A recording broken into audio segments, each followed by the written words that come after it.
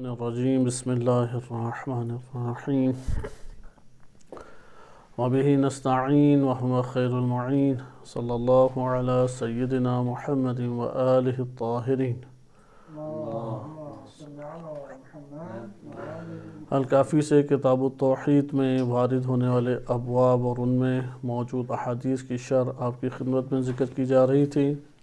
ہم نے باب الکون والمکان غالباً 6 نمبر یا 5واں نمبر یہ باب بنتا ہے، اس کی 8 حدیثیں تھیں، انہیں مطالعہ کیا۔ اس کے ضمن میں ایک بحث ہماری رہ گئی، کوشش کریں گے کہ ہم مختصر طور پہ اس بحث کو حل کر سکیں، اور وہ بحث حقیقت زمان اور حقیقت مکان کے حوالے سے تھی کہ فلسفہ اسلامی کی و کلام اسلامی کی ایک طولانی بحث ہے۔ احادیث مبارکہ میں آپ نے ملاحظہ کیا کہ اللہ سبحانہ وتعالیٰ کو کسی مکان یا زمان میں مقید نہیں کیا جا سکتا، اور اس حوالے سے امیر المومنین علیہ الصلوۃ والسلام اور بقیہ ائمہ علیہم السلام کے مکالمات کو آپ نے احادیث میں توجہ سے دیکھا۔ زمان کی جو حقیقت ہے، جو ہمارے پاس فلسفہ اسلامی میں سامنے آتی ہے، کیونکہ زمان اور مکان ہر دو کے بارے میں ایک سائنس گفتگو کرتی ہے۔ سائنس کا تو بالخصوص موضوع ہی مادہ ہوتا ہے، تو ایک وہ طریقہ کار ہے، اس طریقہ کار سے ہم نے اجتناب کیا، اگرچہ وہ بھی قابل بحث قرار دیا جا سکتا ہے کیونکہ زمان کا تعلق اسی جہان سے ہے، لیکن اس کے باوجود ہم نے فلسفہ اسلامی کے نقطہ نظر سے زمانے کو دیکھا کہ مقدار اور مقدار کی جو کم جسے مقدار سے تعبیر کرتے ہیں، اس کی ایک قسم ہے متصل غیر قار، جس کا جزا مستقر ایک جگہ پر نہیں۔ اس کی تفصیلات فلسفہ اسلامی میں موجود ہیں، اور یہ جو متصل غیر قار ہے، اس کی مثال زمان بنتی ہے۔ زمانے کا تعلق مقدار اور حرکت سے ہے۔ اسی ضمن میں ہم نے حرکت کی بحث شروع کی۔ حرکت کی بحث آگے دوبارہ تکرار ہوگی، چند مقدمات ہم اس کے پڑھ چکے ہیں۔ ہم نے حرکت کی تعریفیں پڑھی تھیں۔ پہلی تعریف اس کی یہ پڑھی تھی کہ قوت سے فعل کی طرف آنا، قوت سے فعلیت میں منتقل ہونا۔ حرکت کی ایک اور تعریف ہمارے پاس موجود تھی کہ جس میں مبدا اور منتہا کا تذکرہ ہے۔ بہرحال آپ حرکت کی کہہ سکتے ہیں کہ 2-3 بلکہ متعدد تعریفیں ہیں، لیکن ہمارے پیش نظر جو حرکت کی تعریف ہے، اس میں پہلی تعریف کیا تھی؟ قوت سے فعل کی طرف آنا، یا قوت سے فعل کی طرف تدریجی طور پہ آنا۔ دوسری تعریف ہے کہ ایک شے کا تدریجی طور پہ تبدیل ہو جانا۔ بعض نے تغیر تدریجی شے کو حرکت قرار دی، یہ دوسری تعریف ہے، اسے بھی ذہن نشین رکھیں، پہلی ہی سے مناسبت رکھتی ہے۔ تیسری تعریف، یہ جو تیسری تعریف ہے، یہ ارسطو نے کی اور ہمارے موضوع سے اہمیت کے ساتھ تعلق رکھتی ہے، اہمیت کی حامل ہے یہ کہ حرکت ہے ایک شے جو بالقوہ ہوتی ہے، اس کا کمال اول، بالقوہ شے کا پہلا کمال۔ اسے نوٹ کریں، ان تینوں تعریفوں کو نوٹ کریں۔ پہلی تعریف ہمارے پاس ہے قوت سے فعل کی طرف آنا، قوت سے فعل کی طرف تدریجی طور پہ آنا، تدریجی یعنی مرحلہ بمرحلہ آنا۔ دوسری تعریف ہے تدریجی، ایک شے میں تدریجی تبدیلی۔ دوسری تعریف کیا ہے؟ ایک شے میں تدریجی طور پہ تبدیلی۔ تیسری تعریف یہ ہے کہ وہ شے جو بالقوہ ہے، وہ شے جو بالقوہ ہے، اس کا پہلا کمال حرکت کہلاتا ہے، کمال اول حرکت کہلاتا ہے، اس کا کمال اول حرکت کہلاتا ہے۔ ابھی ہم اس کے اوپر گفتگو مزید نہیں کرتے، پہلے گزر چکی ہے۔ اگلا ہمارے پاس ٹاپک بنتا ہے حرکت اگر وجود میں آتی ہے تو اس کے لیے 6 امور کا ہونا ضروری ہے۔ حرکت وجود میں آئے تو 6 امور کا ہونا ضروری ہے۔ پہلا امر ہے مبدا، آغاز جہاں سے حرکت شروع ہوئی ہے، مبدا یعنی آغاز جہاں سے حرکت شروع ہوئی ہے۔ دوسرا ہے منتہا، جہاں حرکت نے ختم ہونا ہے۔ قوت فعل دونوں ہر لحاظ سے یہ 2 چیزیں ہیں۔ تیسرا موضوع جس کے لیے حرکت ہے، موضوع جس کے لیے حرکت ہے۔ اس کے بعد متحرک جو حرکت کو قبول کرنے والا ہے، قابل صحیح ہے، حرکت کو قبول کرنے والا، یا فاعل جس میں حرکت ایجاد کی جاتی ہے یا جس میں حرکت ایجاد کی جاتی ہے، متحرک اسے کہتے ہیں۔ یہ بھی دوسرے بالفاظ دیگر جس میں حرکت ایجاد کی جائے اسے متحرک کہتے ہیں، یعنی فاعل جو ہے وہ حرکت ایجاد کرتا ہے۔ اس کے بعد اگلا نقطہ ہے محرک۔ محرک کہتے ہیں کہ حرکت دینے والا، فاعل حرکت۔ متحرک ہے قابل حرکت، قبول کرنے والا، اور فاعل حرکت محرک کہلاتا ہے۔ اس کے بعد ہے مسافت، حرکت کا مسافت طے کرنا، اور ایک اس کے بعد آخری آتا ہے زمان، کہ جس کے اوپر حرکت کسی نہ کسی نوع کے اعتبار سے منطبق ہوئی ہے، جس پر حرکت منطبق ہوتی ہے، یعنی جس زمانے میں حرکت وجود میں آتی ہے۔ بس ہر حرکت کے لیے ایک موضوع چاہیے۔ بس زمان کیا ہے؟ ہمارے پاس یہ جو 6 مقومات ہیں یا 6 امور ہیں، ان 6 امور کے مہیا ہونے کی صورت میں حرکت ہمارے سامنے آئے گی۔ حرکت مبدا اور منتہا کے درمیان مسافت طے کرتی ہے۔ اس مسافت کی بھی تفصیل بیان کی گئی ہے اور کئی مثالیں دی گئی ہیں جس سے ہم صرف نظر کرتے ہیں اور آگے کی طرف بڑھتے ہیں، اور وہ یہ ہے کہ بذات خود حرکت کے لیے ایک موضوع کی ضرورت ہے۔ مولا صدرہ رحمۃ اللہ علیہ سے پہلے افراد قائل تھے، فلاسفہ قائل تھے کہ وہ موضوع جوہر ہے اور حرکت عرض ہے، اعراض سے حرکت کا تعلق ہے اور وہ جوہر کے اوپر جاری ہوتی ہیں، یعنی جس کے لیے حرکت ہے وہ جوہر کے لیے حرکت ہے، لیکن حرکت اس کے اوپر طاری ہوتی ہے۔ لیکن مولا صدرہ رحمۃ اللہ علیہ آئے اور انہوں نے بیان کیا کہ حرکت جو ہے وہ جوہر کے لیے بھی ثابت ہے، اور جوہر بذات خود حرکت رکھتا ہے، یعنی وجود حرکت اور بذات خود وجود جوہر اور بذات خود حرکت ایک ہی چیز ہے۔ صحیح ہے؟ یعنی موضوع کی بحث ہمارے پاس جب آئی تو موضوع، کیونکہ دیکھیں نا، حرکت تب ہوگی کہ جب ایک امر ثابت ہو جس کے اوپر یہ حرکت جاری ہو۔ اگر وہ کوئی امر ثابت نہ ہو تو پھر ہمارے پاس حرکت بھی نہیں آئے گی، یعنی موضوع حرکت ایک ثابت امر ہونا چاہیے جو متغیر نہ ہو، اس کے اوپر تغیرات امر ثابت کے اوپر آنے چاہیے، یعنی اس کے اوپر بار بار متجدد طور پہ بار بار جو ہے وہ حرکت جاری ہوگی۔ اسے اختصار کے ساتھ آپ کی خدمت میں ذکر کیا جا رہا ہے۔ ہم حرکت کی بحث کو دوبارہ بھی قابل بحث قرار دیں گے آئندہ آنے والے جو ابواب ہیں، کیونکہ توحیدی مباحث میں حرکت کی بحث سمجھنے کے لیے بہت سارے امور کو انتہائی ضروری ہے۔ اس پوری خلقت کے اندر جو بنیادی راز حیات ہے وہ حرکت ہے، جو بنیادی راز حیات ہے حرکت ہے۔ حرکت کے موضوع کو جو جتنا بہتر سمجھتا ہے اس کائنات کو سمجھ سکتا ہے۔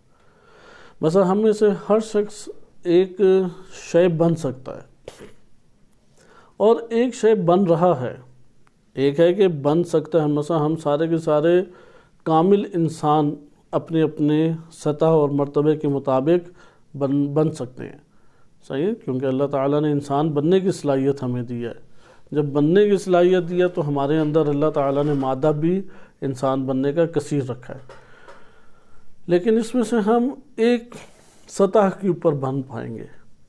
وہ جو بن پا رہے ہیں یہ سارا کا سارا امر کیسے وجود میں آ رہا ہے؟ حرکت کی وجہ سے۔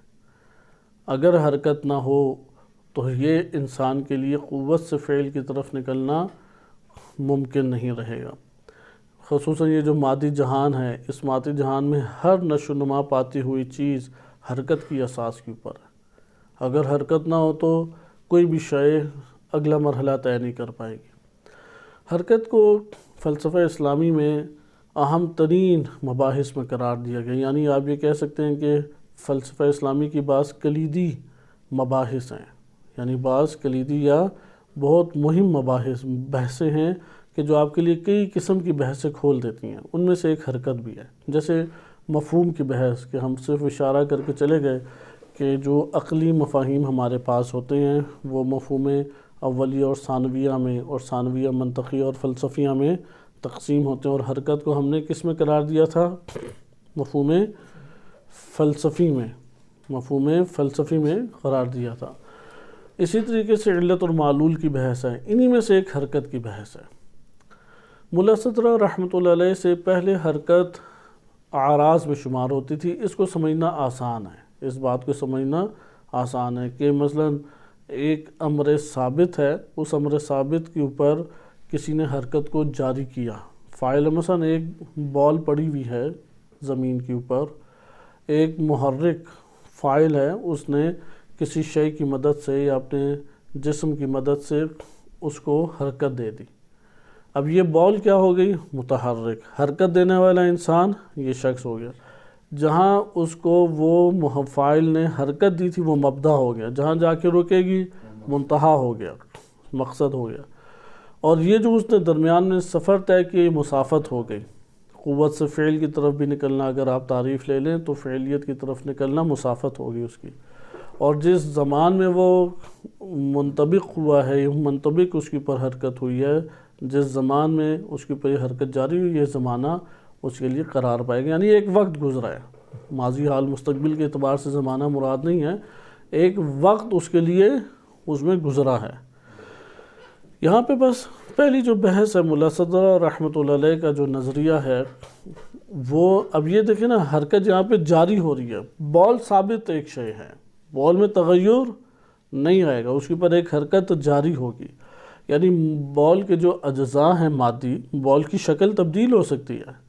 بال کو آپ نے ربڑ بنا دیا، ربڑ بنا کے بالفرض قلم بنا دیا، کئی صورتیں تبدیل ہو سکتی، لیکن اس کا جو خود مادہ اولیہ ہے، وہ مادہ اولیہ جس سے وہ گیند بنی ہے، اس گیند کے اوپر حرکت جاری ہو رہی ہے، یہ امر ثابت ہے۔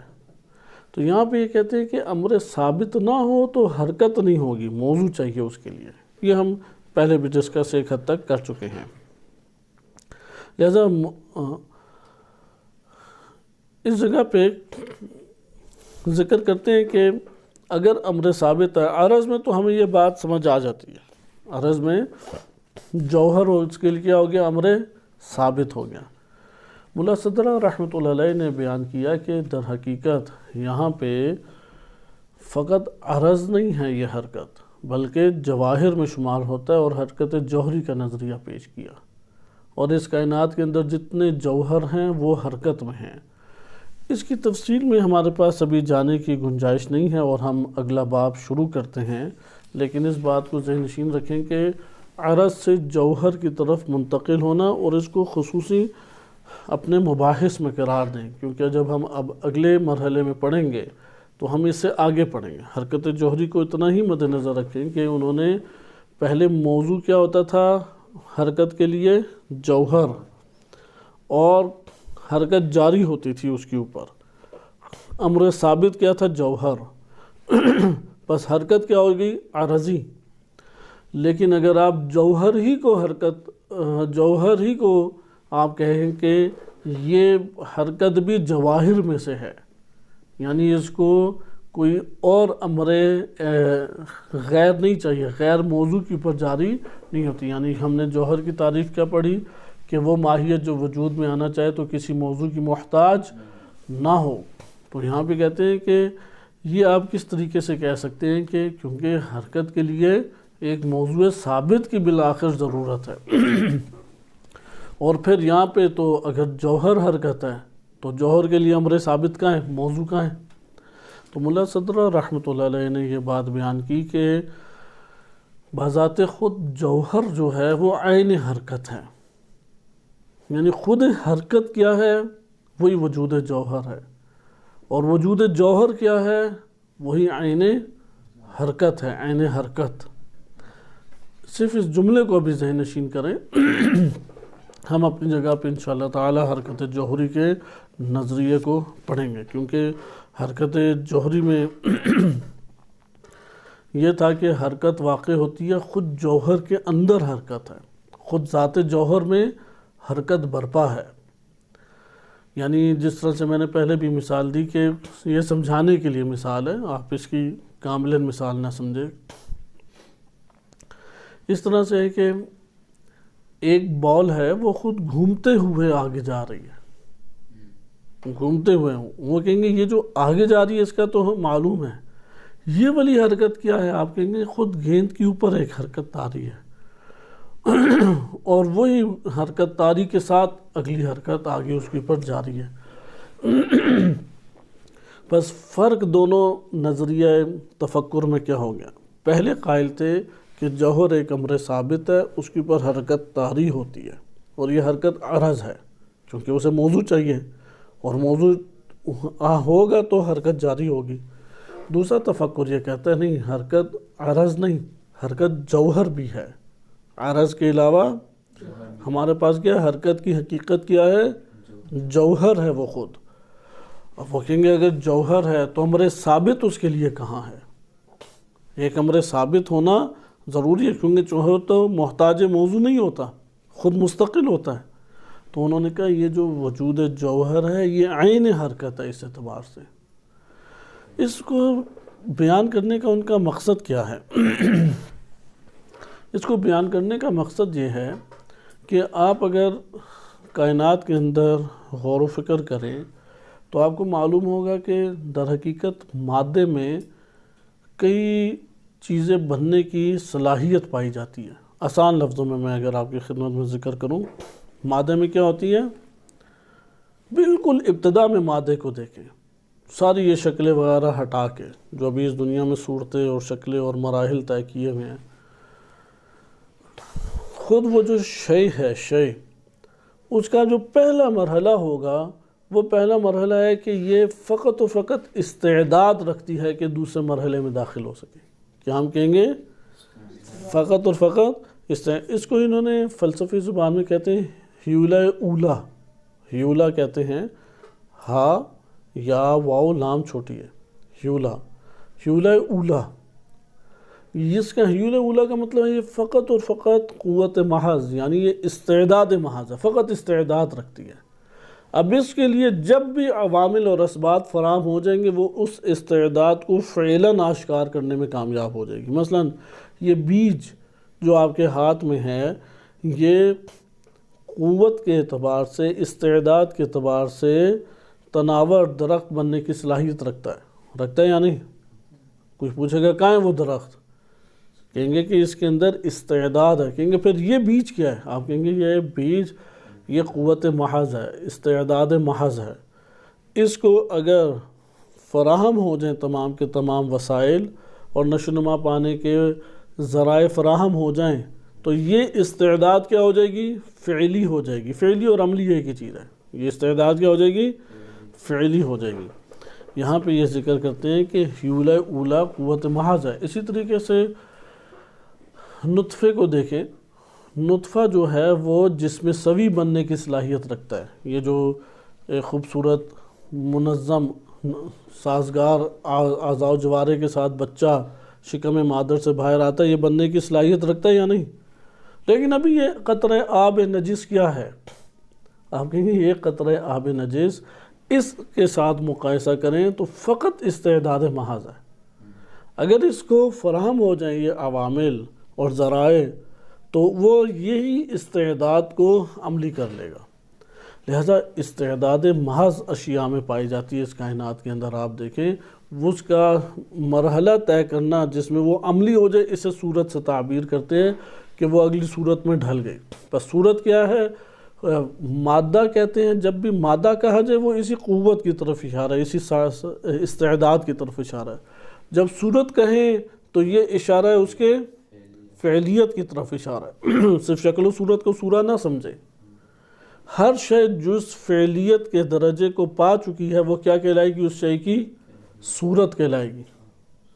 ہر شے جو جس درجے کی بھی فعلیت کو پا چکی ہے وہ کیا کہلائے گی؟ اس مادے کی سورہ کہلائے گی. اچھا، سورہ میں تبدیلی واقع ہوتی ہے حسب استعداد. اس استعداد، اس مادے کو جو استعداد ملتی چلی جائے اس کے مطابق اس کے اوپر فعلیت ظاہر ہوگی، اور جو فعلیت ظاہر ہوگی، فعلیت کا مرحلہ ہمارے سامنے کیا آشکار کرتا ہے؟ صورت کو آشکار کرتا ہے. اس لیے یہاں پہ اگر آپ جوہر کی بات کریں تو وہ یہ بات بیان کرتے ہیں کہ حرکت جوہری جو ملا صدرہ رحمۃ اللہ علیہ کا نظریہ ہے، اس کا اگر موضوع آپ دیکھنا چاہتے ہیں تو یہی مادہ اولا ہے، قوت محض، استعداد محض. اس لیے جو ارسطو کی تعریف آپ نے پڑھی وہ کیا تھی؟ ارسطو کی تعریف ہم نے کیا پڑھی؟ ابھی آپ نے 3 تعریفیں پڑھی نا، تو تیسری تعریف کے اوپر دقت کریں. بالقوہ جو شے ہے، شے بالقوہ، اس کا کمال اول. جی، حرکت کی تعریف ہم نے کیا پڑھی؟ بالقوہ نہیں، کسی شے بالقوہ، ایک شے جو بالقوہ ہو. یہ میں نے آپ کی خدمت میں پڑھا کہ ایک شے جو بالقوہ ہو اس کا کمال اول. ہاں، وہ شے جو بالقوہ ہے وہ کیا کہلائے گی؟ وہ کمال اول. کیوں؟ اس لیے کہ جو بھی بالقوہ ہوگا وہ کسی سطح کا، کیونکہ کمال فارسی فلسفہ اسلامی میں اور اخلاق اسلامی میں کمال میں فرق ہے. یہ نقطہ ہیڈنگ بنا کے لکھیں کہ کمال کا فلسفہ اسلامی میں اور اخلاق اسلامی میں فرق، کمال کی اصطلاح میں فرق. صحیح؟ وہ فرق کیا ہے؟ علم اخلاق میں آپ کمال دیکھتے ہیں عیب اور نقص سے باہر آنا. علم اخلاق میں کیا ہے کمال؟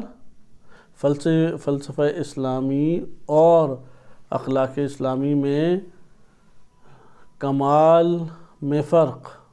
یہ ہیڈنگ ڈالیں. اخلاق اسلامی میں آپ کمال کسے کہتے ہیں؟ عیب اور نقص سے باہر آنا. صحیح ہے؟ عیب اور نقص سے باہر آنے کو کیا کہتے ہیں آپ؟ کمال کہتے ہیں. اخلاق اسلامی میں عیب اور نقص سے باہر آنے کو کیا کہتے ہیں؟ کمال. لیکن فلسفہ اسلامی میں ہمارا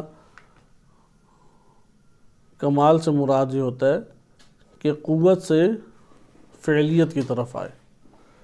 قوت سے فعلیت کی حالت کا کیا، اس کا فعلی طور پہ ایک قوت کا فعلاً حاصل ہو جانا کیا کہلاتا ہے؟ کمال. ایک قوت کا جو بالقوہ ہے اس کا بالفعل ہو جانا کیا کہلائے گا ہمارے پاس؟ کمال ہمارے پاس کہلائے گا. صحیح ہے؟ بس یہ آپ کے پاس ایک بات آ گئی کہ حرکت وجود جوہر میں بھی ہے، اور بذات خود جو وجود جوہر ہے وہ عین حرکت، اور حرکت عین وجود جوہر ہے. اس بات کو آپ ذہن نشین رکھیں. اس لیے ہمارے پاس جو اس کا تغیر و تجدد ہے وہ جوہر کے لیے ہمارے پاس برپا ہوتا ہے. اس لیے علامہ طباطبائی رحمۃ اللہ علیہ نے بھی اپنی کتب میں، اور ملا صدرہ رحمۃ اللہ علیہ کا یہ نظریہ انہوں نے قبول بھی کیا. اور وہ کیا نظریہ ہمارے پاس بنتا ہے کہ وجود، صحیح ہے، در حقیقت حرکت جو ہے وہ در حقیقت وجود جوہر کے مراتب میں سے ایک مرتبے کے طور پہ ہمارے سامنے آتی ہے. بس جوہر میں کیا ہے؟ حرکت. صحیح ہے؟ اور یہ جو جوہر میں حرکت ہے یہ خود ذات جوہر اور حرکت اس عنوان سے ایک ہی ہمارے پاس بنتے ہیں. لیکن کیا اب اس کی بقیہ تشریح آتی ہے کہ ہر جوہر جو ہے وہ اس عنوان سے قوت محض ایک رکھتا ہے. پھر انشاءاللہ تعالی آگے ہمارے پاس آئے گی، کیونکہ قوت جب تک صورہ اس کے ساتھ نہ ملحق ہو تب تک فعلی نہیں ہو سکتی. یعنی فعلیت کے مرحلے کے اوپر کب ایک بالقوہ اور استعداد جو چیز رکھتی ہے وہ کب بالقوہ بالفعل ہمارے پاس حاصل ہوتی ہے؟ جب صورت کے ساتھ. ادھر صورت سے ہماری کیا مراد ہے؟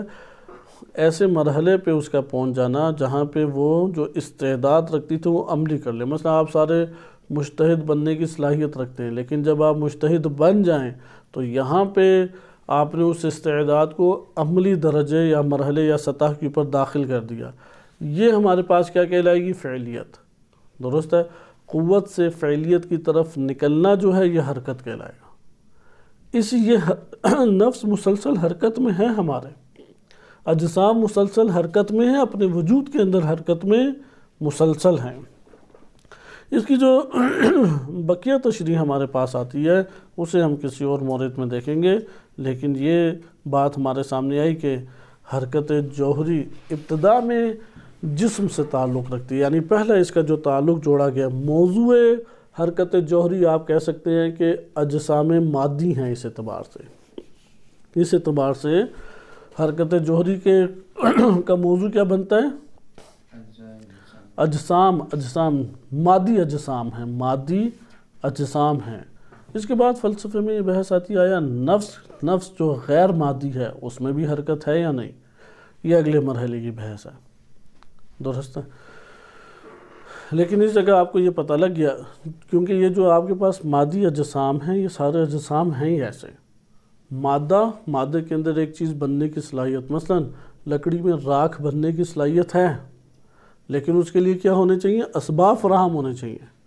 جب اسباب فراہم ہوگی یہی لکڑی کیا بن جائے گی؟ راکھ بن جائے گی. جب وہ راکھ بن جائے تو ہم کہیں گے کہ استعداد جو ہے پہلے خالص محض فقط استعداد تھی، لیکن اس استعداد نے تحرک اس میں پیدا ہو کے اگلی فعلیت کے مقام کو حاصل کیا. وہ جب مقام فعلیت ہے وہ کیا ہے؟ اب وہی صورہ اس کے اوپر ڈھلی تو تب وہ راکھ بن گئی. اجسام اس دنیا میں آپ کو اسی طریقے سے نظر آ رہے ہیں. پھر ایک استعداد، اور استعداد کے ساتھ کیا ہر قسم کی صورہ اس کے ساتھ ملحق ہو سکتی ہے کہ استعداد کے مطابق ہے، استعداد کے مطابق ہی ہوگی. لہٰذا یہ نہیں ہو سکتا کہ ایک جسم ہے وہ ہر طرح کے شے بن جائے، یہ نہیں ہوگا. اس کی استعداد کے مطابق جو ہے وہ فعلیت کو حاصل کرے گی. بس فعلیت کے مرحلے میں داخل ہونے کے لیے کیا چاہیے؟ استعداد کو اسباب چاہیے. وہ اسباب کیا ہمارے پاس؟ اس کو کہتے ہیں حرکت جوہری کا موضوع کیا ہے؟ یہی مادہ یا آپ یہ کہیں گے حولہ اولا، استعداد محض. استعداد محض کیا ہے؟ یہ موضوع حرکت جوہری ہے.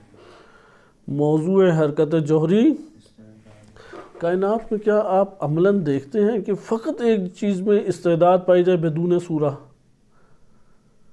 عقل آ کے اصل میں یہ تفکیک اور جدائی کرتی ہے. صحیح ہے؟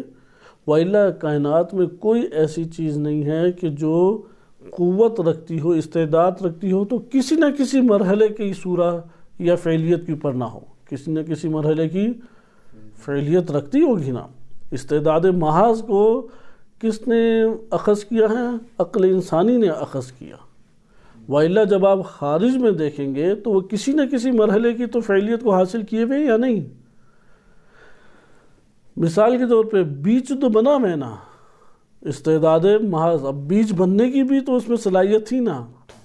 اس طور پہ آپ پیچھے جاتے جائیں، جسم ہوگا اور جسم ہو اور کسی بھی درجے کی فعلیت حاصل نہ ہو، یہ نہیں ہو سکتا. آگے کے مقام کی فعلیت اس کے لیے ممکنات میں سے ہے.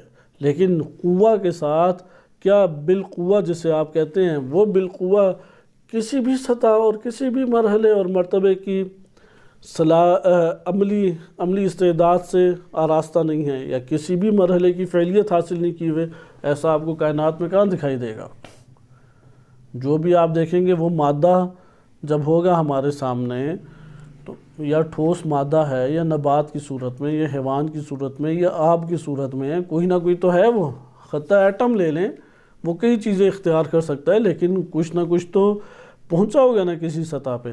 اس لیے ارسطو کی جو تعریف ہے اس کو دقیق تعریف سے بھی تعبیر کیا جاتا ہے کہ کمال اول الشیء بالقوہ، ایک شے جو بالقوہ ہو اس کا پہلا کمال، صحیح ہے، کمال اول۔ اس لیے کمال اول پہ دقت کی ضرورت ہے اور اس کی کئی مثالیں ہمیں درکار ہیں، لیکن اتنا ہمارے لیے فی الحال ان دروس کی حد تک کافی ہے۔ اس سے آگے ہم انشاءاللہ آگے کے ابواب میں استفادہ کریں گے، اور زمان جو ہے وہ اسی حرکت کے نتیجے میں وجود میں آتا ہے۔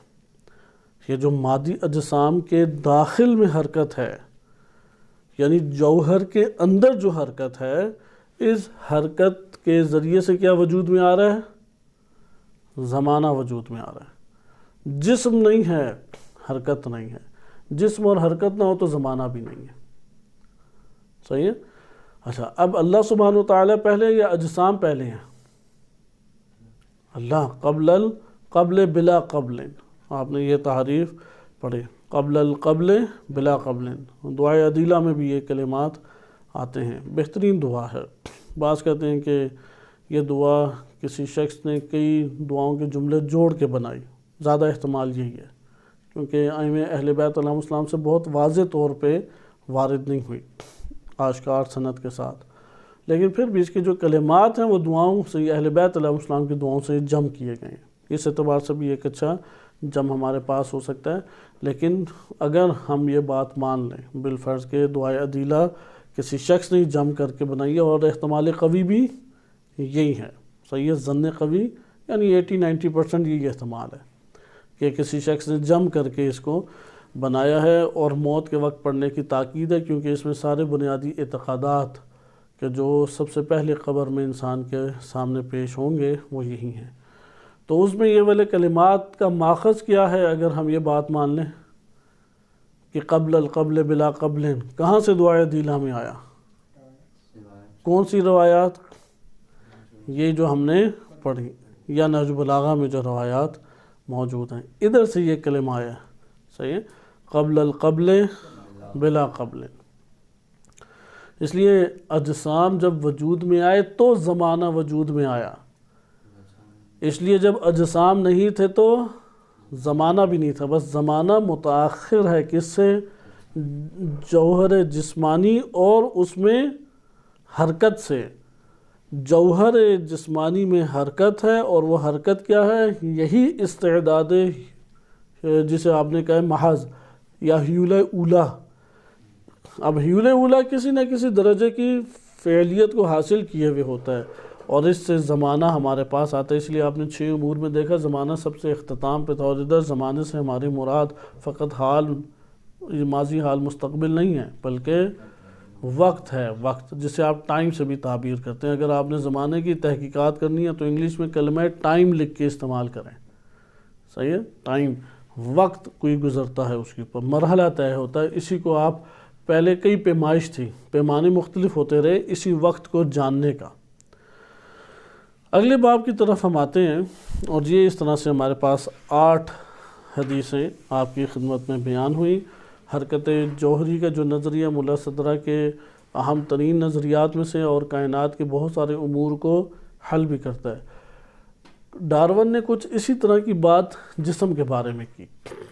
ڈارون ایک مذہبی انسان تھا، کوئی سیکولر انسان یا لادین نہیں تھا، پادری تھا اپنے دور میں، کاملاً مذہبی، کیونکہ جو عیسائیت ہے اس میں دنیا بھر میں 2 مکتب ایسے گزرے ہیں کہ جن کا زیادہ زہد کی طرف رجحان تھا۔ 2 ایسے مذہب بالخصوص گزرے ہیں۔ ویسے تو کوئی دین نہیں ہے جس میں عبادت محور نہ ہو، ہے عبادت محور، لیکن وہ عبادت کئی شعبہ جات زندگی سے وابستہ ہوتی ہے۔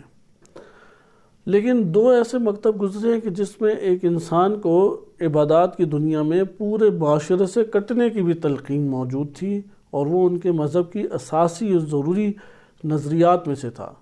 پہلا ہمارے پاس آتا ہے ہندوازم۔ ہندوازم کی بہت تاثیر ہے مذاہب کے اوپر۔ کسی زمانے میں ممکن ہے کہ برحق و بعد میں تحریف ہوگی، اس میں جو بھی ان کے نظریات ہیں وہ واضح طور پہ مسخ شدہ ہیں، تحریف شدہ ہیں، لیکن قیامت کا نظریہ ان میں پایا جاتا ہے، اللہ تعالیٰ کا نظریہ ان میں پایا جاتا ہے، لیکن سارے نظریات کیا ہیں؟ مسخ شدہ ہیں۔ کیونکہ جب ہم کہتے ہیں نا قیامت تو اس سے مراد یہی ہے، ایک تو مبدا ہے نا ہمارے لیے، اور ایک کیا ہے؟ اختتام، منتہا۔ مبدا سے جب ہم چلے ہیں تو ادھر پہنچیں گے تو وہ جو حاصل کر سکتے تھے وہ حاصل کر کے پہنچیں گے۔ یہی اللہ سبحانہ وتعالیٰ کی توحید ہے۔ اللہ تعالیٰ سے ہمارے وجود کا آغاز ہے کہ اللہ نے ہمیں خلق کیا، عدم سے ہمیں خلق کیا، یعنی ہم معدوم تھے، نہیں تھے کوئی شے مذکور نہیں تھے۔ اس کے بعد یہ حرکت ہے کہ جو ہمیں اللہ تعالیٰ نے حرکت کی بنا پر ہم کو اس سطح تک پہنچایا اور ہمارے لیے معاد اور قیامت رکھی گئی۔ ایک ہندوازم ہے، دوسرا ہے عیسائیت۔ عیسائیت میں راہبانیت کا نظریہ تھا، وہ اپنے لیے مسجد میں ایک چھوٹا سا ٹینٹ ٹائپ بنا لیتے تھے یا جھونپڑی ٹائپ ایک کونا، اور اس میں ایک قسم کی پوری عمر گزارتے تھے۔ ہمارے لیے تو اعتکاف رکھ دیا گیا نا 3 دن یا 10 دن، لیکن وہ ایک طویل مدت گزارتے تھے اور اذکار مشغول ہوتے تھے، شادی کرنا لازم قرار نہیں رکھتے تھے، اس لیے شادیاں وہ کرتے ہی نہیں تھے۔ ان کے مذہبی جو رہنما ہیں وہ شادی کو معیوب سمجھتے تھے، اس کی وجہ سے پھر ان میں بہرا رویاں بھی بہت ساری داخل ہوئیں۔ بہرحال ڈارون ایک پادری تھا، اس لیے وہ لادین شخص نہیں تھا، لیکن پودوں کا بڑا شوقین تھا، تو اس نے کئی انواع و اقسام کے پودے لگائے ہوئے تھے۔ ان پودوں کے پر ریسرچ کیا کہ یعنی بڑی غور و فکر اور تحقیق کرتا تھا، دیکھتا تھا کہ ایک پہلے میں نے چھوٹا بیج لگایا، اب یہ اس شکل کا ہے اور پہلے سے بڑا ہو گیا۔ غور و فکر کرتے کرتے کرتے اس کے نظریات مختلف ہوتے رہے، اور اس نے جو اپنی تھیوری پیش کی وہ تھیوری بھی یہی تھا، ارتقاء ہے کائنات میں۔ ملا صدرہ رحمۃ اللہ علیہ بھی حرکت جوہری میں یہی کہہ رہے ہیں کہ یہ جو اجسام ہیں ان کے اندر حرکت ہے۔ آپ کو یہ دیوار ہے، سیمنٹ ہے، مٹی ہے، اینٹ ہے، یہ آپ کو بے حرکت نظر آ رہے ہیں، لیکن ان کے اندر استعداد محض کی صورت میں حرکت موجود ہے، اور وہ حالت حرکت میں ہیں بھی، حالت حرکت میں، اور اپنی سطح کی فعلیت کو اختیار کرتے جاتے ہیں۔ حرکت ہے جنہیں ایک فعلی مقام سے دوسرے فعلی مقام تک پہنچاتی ہے، یا ایک صورت سے نکال کے دوسری صورت تک پہنچاتی ہے۔ جو ڈارون کا نظریہ تھا اس نے بھی اسی طور پہ دیکھا، لیکن اس نے جو کام کیا وہ صرف انسانی اجسام، یا یہ کہہ لیں کہ چیزوں کے اجسام ظاہری تھے۔ اس نے دیکھا کہ ایک چونٹی ہے وہ پودا بن گئی، آج تو ڈاکومنٹریز موجود ہیں، جا رہی تھی ایک چونٹی، اس کے اوپر کوئی وہ گوند ٹائپ درخت سے گری، چپکی، مر گئی، وہ مر گئی تو اس کے اندر سے ہی ایک پودا نکل رہا ہے۔ اس کے وہ جو 2 ڈنڈے سے تھے وہ دونوں ٹہنیاں سی ہلکی سی بن رہی ہیں۔ کئی ایسے پودے ہیں۔ اسی طرح آپ ممکن ہے کہ کوئی جانور دیکھیں، کوئی جانور مرا ہوا ہے، اس کے اندر سے ہی کوئی ممکن ہے کہ درخت ٹائپ یا جڑی بوٹی ٹائپ نکل آئے۔ مثلا فضلہ پڑا ہوا ہے اس حیوان کا، کھمبی اندر سے نکل آئی، اور وہ کھمبی کیسے نکل آئی اس کے اندر سے؟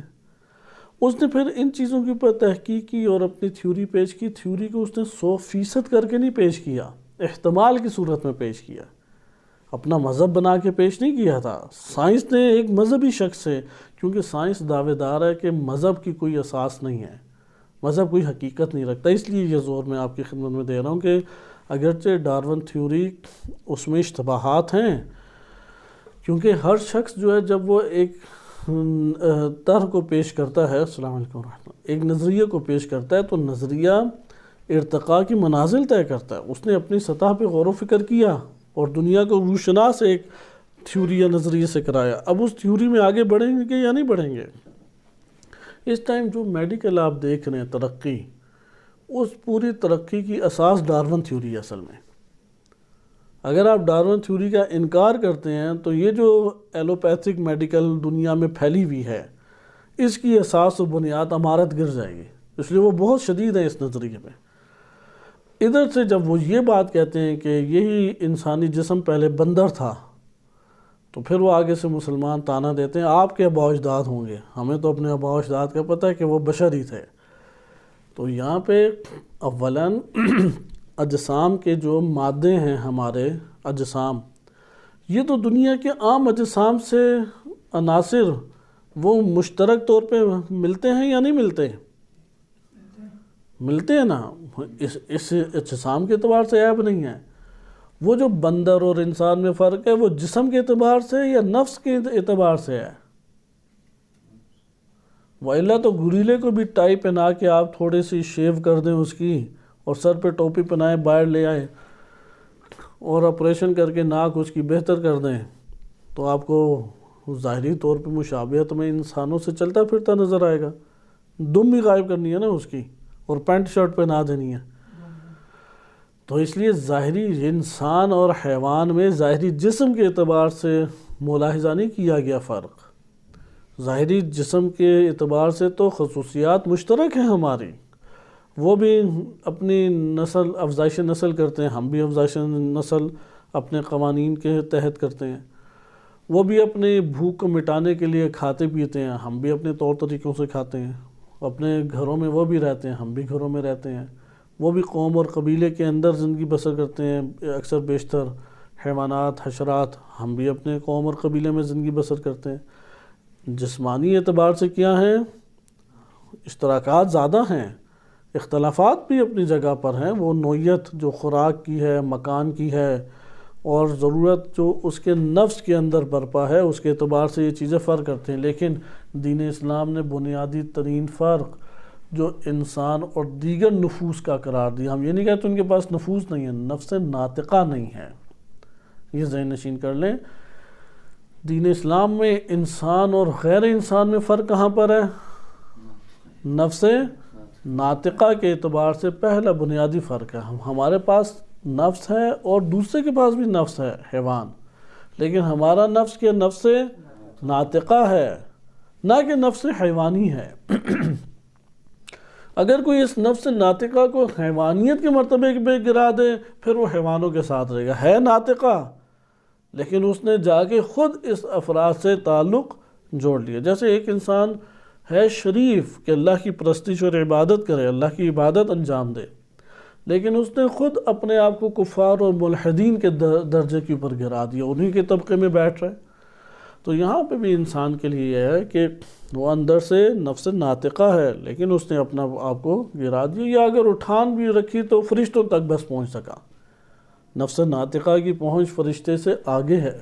فرشتہ بننا انسان کے لیے کوئی کمال خاص نہیں ہے, فرشتے سے آگے بڑھنا کمال ہے, کیونکہ اس کے لیے اللہ تعالیٰ نے خلق کیا. یہ آپ کے سامنے چند کلیات تھی کہ ڈارون کی تھیوری کے بھی مطالعات کریں. نقد میں زیادہ باتیں ہیں حوزہ علمیہ میں, اور حرکت جوہری کی اساس کو, کیونکہ حرکت جوہری کے لیے پہلے مرحلے کا جو نظریہ ہمارے سامنے آتا ہے, اگرچہ اس کے اوپر بھی تحریریں ہیں, کیونکہ حرکت جوہری آپ کو مادی اجسام میں نظر آتی ہے یا غیر مادی اجسام میں. جو مولا صدرہ رحمۃ اللہ علیہ کا آپ کی خدمت میں نظریہ اجمالی طور بہت اجمال سے بیان کیا گیا, کس میں نظر آتے ہیں؟ مادی اجسام میں. بحث ہے کہ آیا نفس انسانی مجردات میں بھی ہے یا نہیں حرکت؟ یہ بھی اس کے اوپر بھی مقالہ جات اور تحریریں موجود ہیں. ہم اگر اس کو انجام دیں, مادی اجسام میں حرکت ہے, تو ڈارون نے بھی تو یہی بات بیان کی, لیکن اس نے متحرک اجسام مثلا مراد زیادہ اس کو دیکھا, پودوں کو, جانوروں کو اور انسانی جسم کو. تو اس کے تقابل میں بھی کئی تحریریں ہیں, اسے ضرور پڑھیں کیونکہ ڈارون کی تھیوری سے دنیا آپ کے سامنے کھلتی ہے. اس ٹائم پوری میڈیکل کی اساس کی اس کے اوپر ہے ڈارون تھیوری پہ. ڈارون تھیوری کو سمجھنے میں بھی خطا ہوئی ہے بلا شک و شبہ, کیونکہ اس نے جو تھیوری پیش کی تو وہ تھیوری اس نے کس میں پیش کی؟ اجسام میں. وہ جب اجسام کی بحث پہ نفس پر حکم لگاتا ہے, یہاں اشتباہ ہے, یہاں پر اشتباہ کیا. لیکن ادھر ایک اور امر بھی مہم ہے, کیا ہر قسم کے جسم سے ہر قسم کے مجرد کا تعلق جڑ سکتا ہے؟ کیونکہ نفس مجرد اور روح مجرد ہے. یہ جتنی دنیا میں خلقت ہے, حتیٰ پتھر ہیں, اینٹیں ہیں, آگ ہے, تانبا ہے, لوہا ہے, سب کے سب ایک وجود رکھتے ہیں اور ایک برزخی وجود بھی رکھتے ہیں. برزخ تک ان کی پہنچ ہے ان سب کی, لیکن شعوری اعتبار سے سب سے کمزور کون ہے؟ یہی جمادات سب سے کمزور ہیں. اس لیے کچھ ہمیں نہیں پتہ لگتا، لیکن بقیہ کا تو پتہ لگتا ہے۔ درخت اس کے بعد کمزور ہیں، ان جمادات سے قوی درخت نباتات ہے، نباتات سے قوی حیوان ہے، حیوان سے قوی انسان ہے۔ حیوانات کا ہمیں جلد پتہ لگ جاتا ہے، وہ تخیل بھی کرتے ہیں، خیالات میں بھی گم ہوتے ہیں، وہمیات کا بھی شکار ہوتے ہیں۔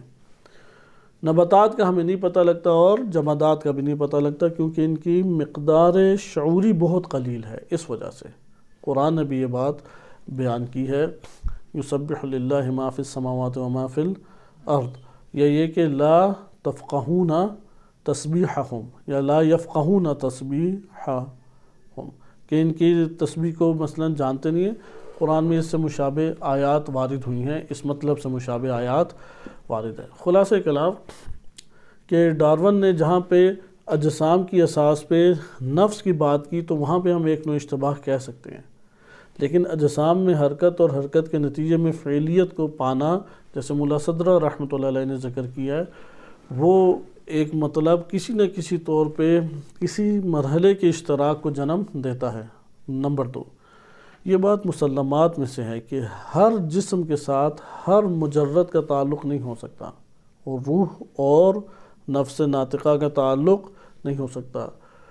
کمزور جسموں سے قوی روحیں نہیں جڑ سکتی، اس لیے جو جتنی قوی روح ہوگی اس کا جسم بھی اتنا ہی قوی ہوگا۔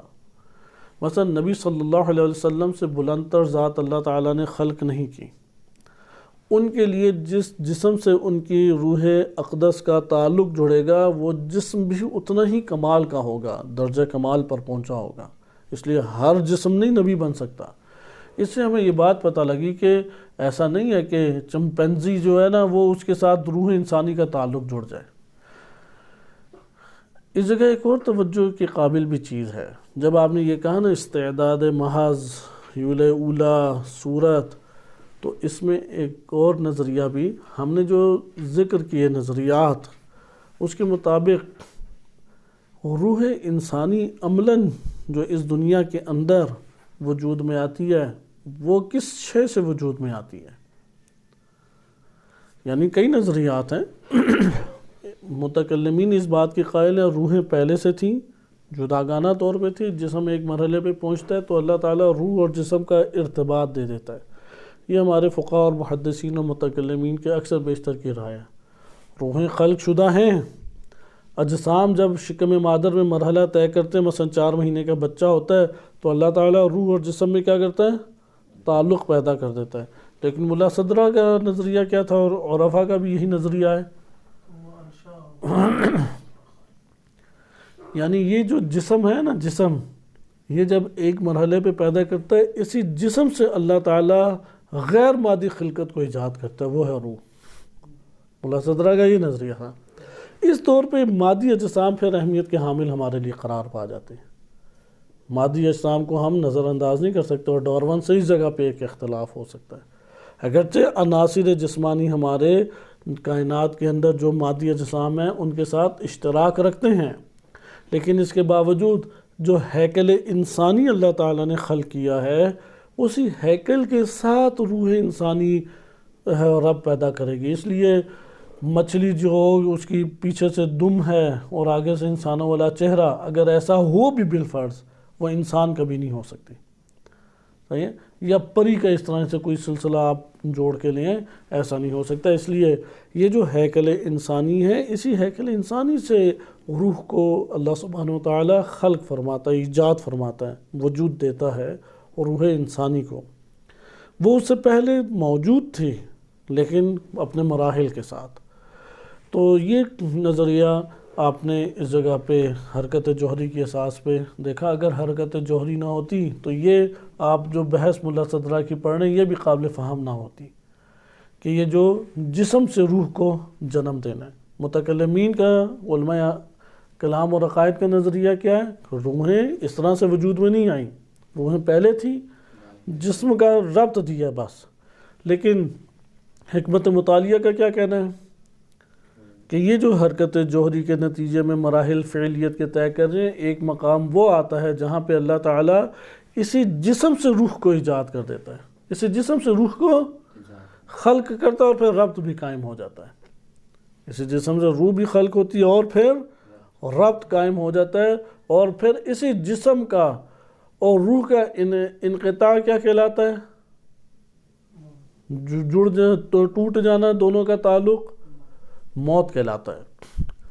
اس لیے افلاطون سے پوچھا گیا کہ آپ کیا وصیت کرتے ہیں جب وفات پا جائیں؟ تو انہوں نے کہا کہ جہاں دفنانا دفنا دو، کوئی وصیت نہیں۔ تو کہا وہ کیوں؟ کہا کہ جب تک میں زندہ ہوں تب تک تو میرا بدن ہے، یہ تب تک میں ہوں، کیونکہ میں کنٹرول کر رہا ہوں۔ جب میں مر جاؤں گا تو میرے ساتھ تو تعلق ٹوٹ گیا نا اس کا، پھر تو میرا نہیں ہے۔ جو میں ہوں وہ تو ہوں، وہ تو کہیں نہیں کیا۔ اس کے بعد یہ میرا بدن ہے کوئی، پھر تو میرا نہیں ہے نا یہ، صحیح ہے؟ جب تک میرے ساتھ تعلق ہے تب تک ہے یہ، جب تعلق ہی ٹوٹ گیا اور رہا ہی نہیں میرا، تو میں کیوں یہ میرا بدن ہے، اس لیے جہاں اسے دفنانا تم نے دفنا دو۔ تو یہ ایک تعلق انسان کا مجازاً قائم رہتا ہے، حقیقتاً جسم سے تعلق کوئی قائم نہیں رہتا، کیونکہ روح کو اللہ نے تکریم دی ہے، عزت دی ہے، شرف دی ہے۔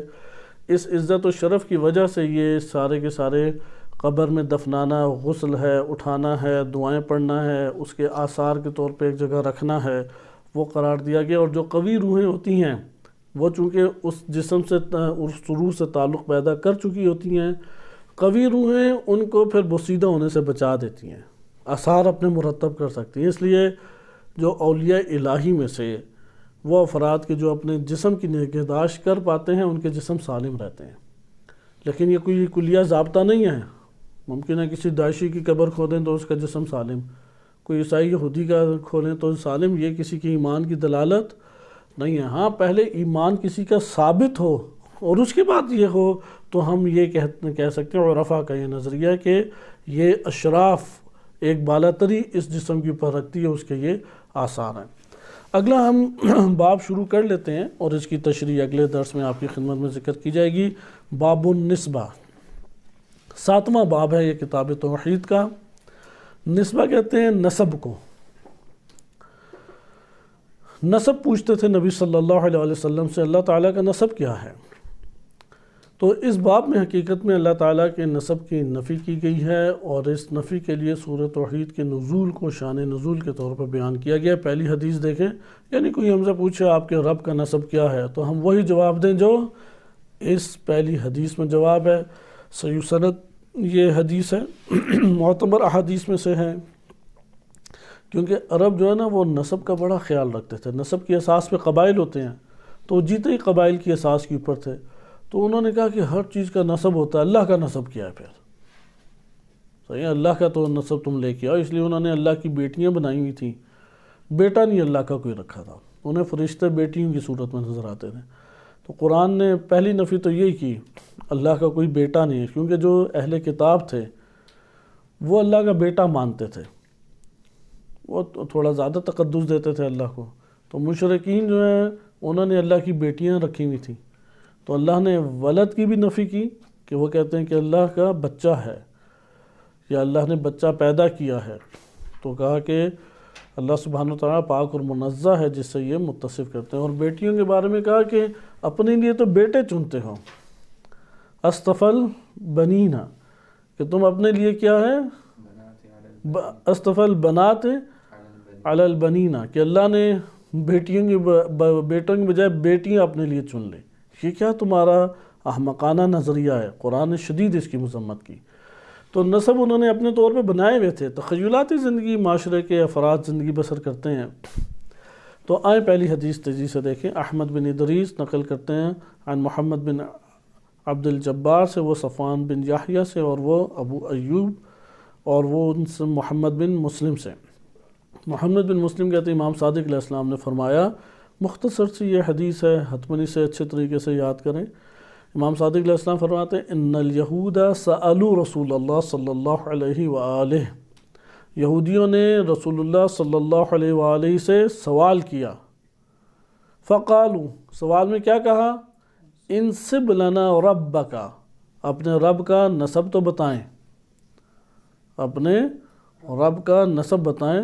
فلبث ثلاثا، 3 دن ٹھہرے رہے، لا یجیبہم، کوئی جواب حضرت صلی اللہ علیہ وسلم نے نہیں دیا، 3 دن جواب نہیں دیا۔ فوراً جواب نہ دے دیں کہ پتہ لگے یہ بڑا عالم فاضل ہے، 3 دن جواب ہے۔ نبی صلی اللہ علیہ وسلم کی حکمت تھی جواب نہ دینے کی، جواب دے سکتے تھے، جواب نہ دینے کی حکمت تھی، اور وہ حکمت بھی آگے کے کلمات سے آشکار ہو رہی ہے کہ قرآن کریم کی سورہ نازل ہو جائے۔ ثم نزلت، پھر نازل ہوئی قل هو اللہ احد، کہ یہ اللہ کا نسب ہے، کہہ دیجئے وہ اللہ کیا ہے، وہ ذات، کہ علامہ حسن زادہ عاملی کہتے ہیں یہاں پہ ہوا یہ ضمیر نہیں ہے، اسم الہی ہے، اسماء الہیہ میں سے ایک اسم ہے، وہ ذات اللہ واحد ہے، اللہ ہے واحد ہے۔ ہوتا نا کہ بعض مبتدا کی 2 خبریں ہوتی ہیں یا نہیں؟ عموماً اس کی جو تفسیر مفسرین ہوا کی کرتے ہیں، اس ہوا کی تفسیر میں اس کو کلام کا حصہ شمار نہیں کرتے، مبتدا اللہ اسم جلالہ اور احد کیا ہے خبر قرار دیتے ہیں، لیکن اس تفسیر کے تحت جو علامہ حسن زادہ عاملی رحمۃ اللہ علیہ کی اس کے مطابق ہوا، یہ اس میں خدا ہے اور اس میں الہی میں سے، اور مبتدا 2 خبریں، اللہ و احد، اللہ الصمد، پھر دوسری خبر دوسرا جملہ اللہ کیا ہے صمد ہے، اللہ الصمد، لم یلد ولم یولد، نہ اس کے وہ خود کسی کا جز ہے، لم یلد کوئی اس کا جز نہیں ہے، وہ کسی سے خلق نہیں ہوا، لم یلد اس نے کسی کو پیدا نہیں کیا، یعنی اس سے کسی کا جز نہیں نکلا، اللہ کے یہ مخلوقات اللہ کا جز نہیں ہے، لم یلد اللہ نے کسی کو پیدا نہیں کیا، ولم یولد اور نہ ہی وہ پیدا کیا گیا یا اللہ کے والدین ہو، ایسا نہیں ہے، وَلَمْ يَكُنْ لَهُ كُفُوًا أَحَدٌ، کوئی بھی اللہ کی مانند نہیں ہے، کف نہیں ہے اللہ کی طرح۔ اس طور پہ اللہ یکتا ہے، ہر خلقت جو ہے اللہ تعالیٰ کی وہ اس اعتبار سے اللہ تعالیٰ کا ہم کف نہیں ہیں، اس کی مانند اس جیسا اس کے مثل موجود نہیں ہو سکتا۔